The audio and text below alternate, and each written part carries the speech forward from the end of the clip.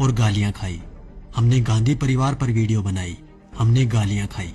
हमने मायावती पर वीडियो बनाई, हमने गालियां खाई। हमने हिंदुओं पर वीडियो बनाई, हमने गालियां खाई। हमने मुसलमानों पर वीडियो बनाई, हमने गालियां खाई। अब तो गालियों की आदत सी हो गई है। तो अब हो जाइए तैयार फिर से, क्योंकि ये वीडियो कुछ लोगों के शरीर में घी का काम करेगी और कुछ लोगों के मिर्च का। पर हमारा काम है सच्चाई से आपको रूबरू करवाना। आज की इस वीडियो में हम आपको बताएंगे सत्ता पाने का काला राज, जो मोदी जी बहुत अच्छे से खेल गए।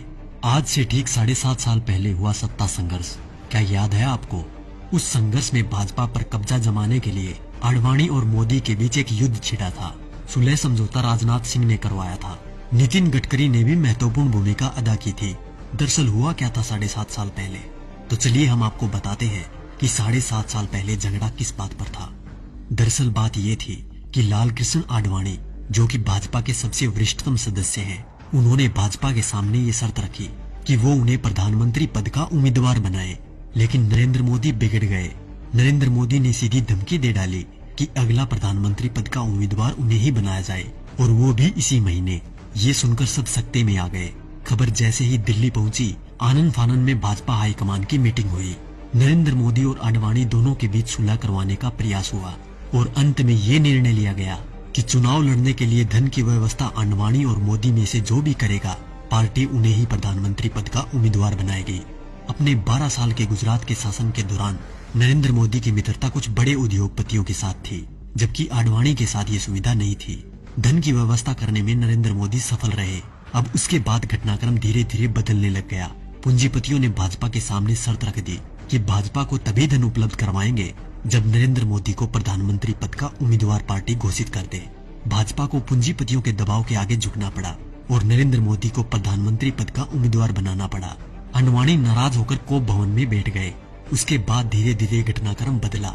लोकसभा चुनाव प्रचार के दौरान मुकेश अंबानी ने देश में 22 चैनल खरीद लिए।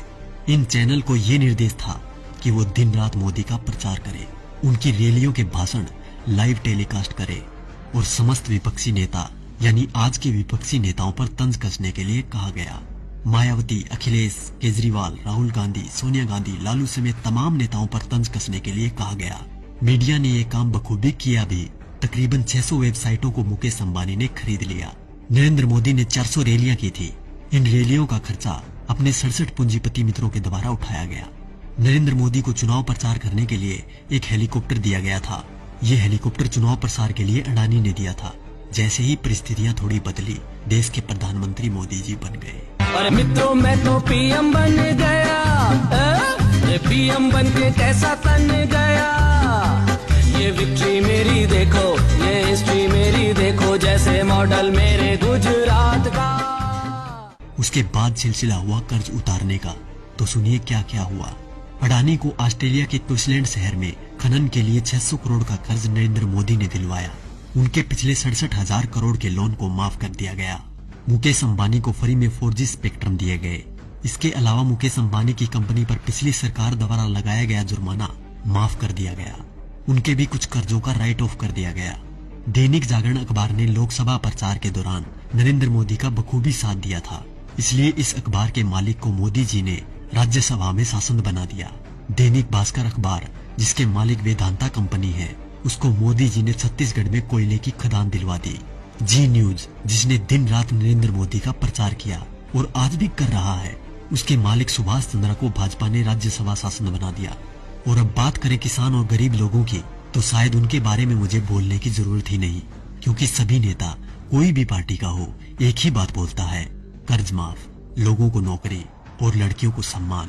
तो क्या हुआ भाई साहब, कर्ज तो आप सभी का माफ हो ही गया होगा और नौकरी भी लग गई होगी, आराम से घर बैठकर खाने की। वैसे देखा जाए तो हम जवानों को इस फोन से फुर्सत मिले तब ना। 4G की लहर ऐसी आई है, हमारी आवाज तभी निकलती है जब टिकटॉक और PUBG बैन हो जाए। वैसे भी टिकटॉक के बैन होते ही अंबानी ने 5 बिलियन का ऑफर दे दिया टिकटॉक को कि हमें बेच दो, हम खरीद लेंगे। और रही बात PUBG मोबाइल गेम की, तो PUBG बैन होते ही खबर आई कि हम 4G गेम मैदान में उतार रहे हैं। अच्छी बात है, मेक इन इंडिया होना भी चाहिए, पर शायद अब इस गेम से युवा गलत दिशा में नहीं जाएंगे, क्योंकि इसको गंगा के जल से धोकर लॉन्च किया जाएगा। तो देखा दोस्तों, ये थी खबर। बाकी जो मीडिया दिन रात आपको दिखाता है वो तो सिर्फ उसका प्रचार है। साथियों, ये खबर हर फोन में होनी चाहिए जिससे कि बीजेपी की इस करतूत का सबको पता चल जाए। देश हित के लिए जनहित में जारी।